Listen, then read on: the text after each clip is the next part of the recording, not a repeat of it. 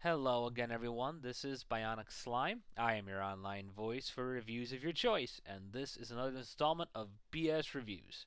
Today, I will be looking at an anime series that has been widely regarded by many people as to be one of the best new anime series to ever be created in the past, God knows when. Everywhere I've gone in terms of conventions and websites and forums, everyone has told me such amazing things about this anime. I heard nothing but praise and glorious things, saying it's so amazing, such a great new show. Everyone said out of all the new anime that have been coming out in the past couple years, this has always been number one on their list. So my curiosity finally got the better of me. I checked it out, and I have to say the anime series was well worth the hype. I am talking about the anime series known as Black Lagoon.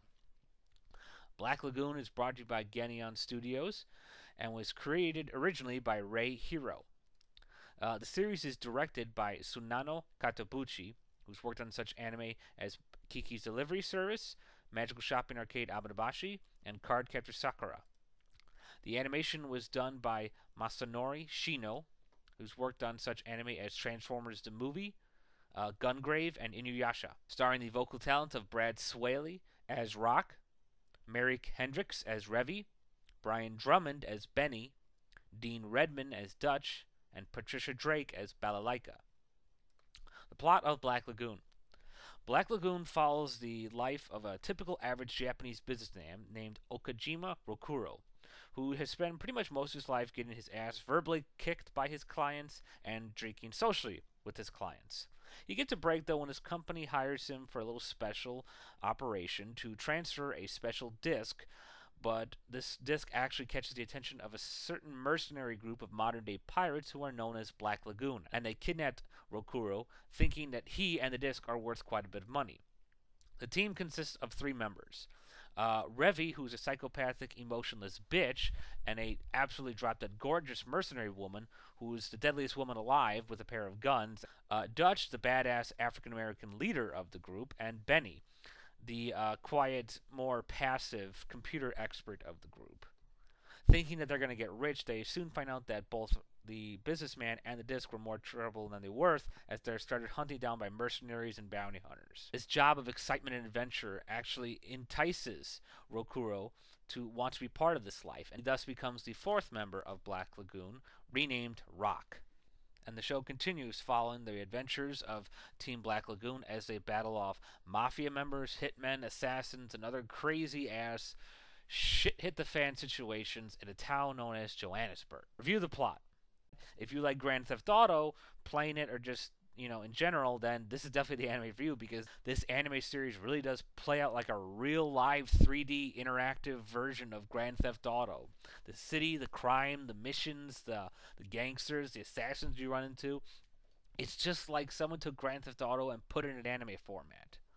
Black Lagoon is by far probably one of the greatest anime series in terms of what they do with story because it's such a dark and yet funny world that mixes crime and drugs and sex, and it does it in a way that you're supposed to get used to it, sort of like with Desert Punk, but at the same way it keeps a maintaining ever-flowing balance of whether or not this is right or this is wrong. And part of this comes from the excellently executed dynamic between the two characters of Rock and Revy. One of the best parts of the show, and this is by far reason alone to buy it, is to see the dynamics of how these characters balance out their values. Because Revy is a hard, cold-hearted bitch who just basically has given up in life and cares nothing for anyone or anyone she shoots or kills. Whereas Rock is from the more modern day era and is still clinging to some of those old ways of society, killing is wrong, drugs and all that, but is still actually enjoying this hardcore mercenary life. And it's their emotional conflicts that make the show so much more deeper and dynamic than you realize. It's really interesting stuff, and I give them so much credit for putting such deep, methodical thinking into a show that most people might write off as just a gangster show, because this show is loaded with so many swears and sex and drugs, and I mean, they say things that I didn't think anime could say. Review the characters. Again, this show relies heavily on the characters, and to me, those are the best kinds of shows because it's them that really keep you coming back for more, and you couldn't have a better cast than you have here. Brad Swaile, who everyone will best know as Light Yagami from Death Note, does a really good job here as Rock. I was worried he would just sound too much the same like Light and not have enough variation in the character to be distinguishable, but here he does a really good job. And it's so amazing the size of the balls of this character Rock, because you see him and you think he's just a little business pussy. But when you really watch him in the show, when you see how he interacts, particularly with Revy and their odd relationship, he proves that he is a real badass character. And it's so mind blowing to see that a character you completely written off as some kind of wussy just do a complete 180 and just become as much as an raging asshole badass as the rest of the crew. And it really works well with Brad Swaile's performance. Maryke Hendrikse as Revy was very, very good. I originally felt she sounded a little too old for this character because Revy appears to be in her 20s and Maryke sounds like she's in her late 40s or something. It doesn't really bother me, just something that I did pick up on. And again, it's the relationship between her and Rock that really drives the show, and they are probably some of the more amazing characters in terms of anime quality. I really haven't seen too many characters as great and as flexible and interesting and dynamic and complicated as them, because they really are so fascinating to watch from a viewer standpoint and a psychological standpoint. Brian Drummond, another Death Note actor, Ryuk, does a pretty good job here as Benny. I enjoyed him. He actually gave a pretty more mild-mannered voice here. You almost can't tell it's him as Ryuk. He was one of the more stronger characters who actually seemed to prove his strength without being, loud and aggressive. Dean Redman did a fantastic job as Dutch. He had a real ideal voice. I mean, he's got a perfect voice actor's voice. Makes him sound really cool, very Darth Vader badass-like. Patricia Drake was very good as Belaika, this fried-faced, as I call her, fry-faced Russian woman who heads an organization known as Hotel Moscow. She plays a very prominent role in the series, and she gives a very good performance because the voice sounds very dry and average at first, but once you really hear her, you can tell that she's got some real good, cold, meticulous tones going on with that voice, and it comes off for a very convincing and effective performance. Review the animation and the music. Again, fantastic things on both aspects. The animation is freaking phenomenal. I have never seen animation look so damn good. It's beautiful, spectacular. It's detailed, it's colorful, it's fleshed out, it's 3D. Every character gets top-notch visuals.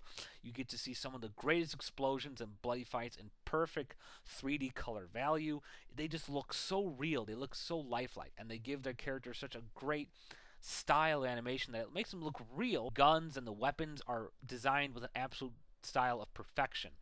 Ray Hero is actually a gun collector in real life. So definitely knows how to make a gun look authentic. Music, really good, really excellent stuff. Deep, dark, intense, action-packed. The opening theme is excellent. It really gives a sense of the theme of the show and makes it catchy and not too dark and gritty. I was just so impressed with how this anime was crafted. It was almost beautiful and perfect on almost every aspect, which brings us to flaws of the show. As amazing as the show is, there were at least two problems that I had. Number one is towards the second half of the series, entitled The Second Barrage, Rock and Revy take more of the focus of the spotlight, which is good, but unfortunately it kind of pushes Benny and Dutch out of the picture. And that bothered me because I really like this team, and I just felt that was unfair to the actors and the characters, that they ultimately get forgotten towards the end of the second season, and you barely see them anymore. The other problem I had was certain things were not wrapped up that were set up in this show. For example, there's this one nun character named Edna, who actually has a surprising revelation revealed about her character, but they don't go any further. They reveal tidbits about some of the characters' past, like Revy and Rock and Edna, but they really don't give you enough information to go by, and I was very disappointed because it would have been nice to know more about them. Final wrap-up, aside from the problems that they didn't really clear up a few things and that two of the characters kind of got pushed off to the side towards the end, Black Lagoon is by far one of the greatest anime series out there. It's probably one of the greatest ever made, in my opinion. The animation is absolutely flawless and perfect and beautiful. It has such great, magnificent detail in the weapons, the violence, in the characters' hair and their clothes. It just makes them look great. Rock and Revy, some of the best anime characters out there. I loved Brad Swaile. Maryke Hendrikse, again, still think she sounded a little too old, but still, she gave off an absolute 4-star performance as Revy. She's one of the sexiest and most craziest new characters. I love the weird-ass assassins they bring to the show. There's so much going on in the show. I cannot express how much you must see it, must go out to buy it, rent it, whatever you want to do it. See this show.